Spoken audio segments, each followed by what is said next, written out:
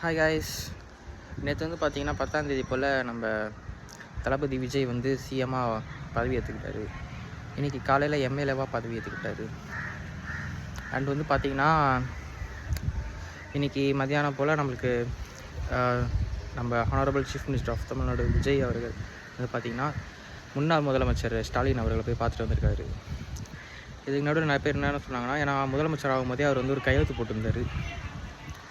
என்ன கையெழுத்துனா 3 முக்கியமான இதுக்கு கையெழுத்து போட்டிருந்தார். பெண்கள் பாதுகாப்புன்னு, அப்புறம் அந்த 200 யூனிட் மின்சாரம் சொல்லியிருந்தார். அப்புறம் பார்த்திங்கன்னா நம்மளுக்கு போதைப்பொருள் தடுப்பு சட்டத்துக்கு அது தனியாக தீர்மானம் போட்டிருக்காரு. இது ஒரு நல்ல இதுவாக இருக்குது. ஆனால் இதில் என்ன பார்த்திங்கன்னா நிறைய பேர் குறை சொல்கிறது பார்த்திங்கன்னா 200 யூனிட்டு மின்சாரம் இலவசம்னு ஆரம்பத்தில் பிரச்சாரம் பண்ணார். அதுக்கப்புறம் பார்த்திங்கன்னா இப்போ 500 யூனிட் உள்ளே யூஸ் பண்ணுறவங்களுக்கு மட்டும் 200 யூனிட் இலவசம். அதுக்கப்புறம் அது 500 யூனிட்டுக்கு மேலே யூஸ் பண்ணுறவங்களுக்கு வெறும் 100 யூனிட் மட்டும் இலவசம் அப்படின்னு சொல்லியிருக்காரு. முன்னாள் முதலமைச்சர் ஸ்டாலினை சந்திச்சுட்டு வந்ததுக்கப்புறம் இப்போ பார்த்திங்கன்னா அன்புமணி ராமதாஸ், அப்புறம் நாம் தமிழர் கட்சி சீமான் அவர்கள், இது மாதிரி பல தலைவர்கள், முக்கியமான தலைவர்களை அவர் மீட் பண்ணிட்டு வந்துட்டுருக்காரு. இதை பற்றி நீங்கள் என்ன நினைக்கிறேன்னு கமெண்ட் செக்ஷனில் கமெண்ட் பண்ணுங்கள். ஓகே கைஸ், பாய்.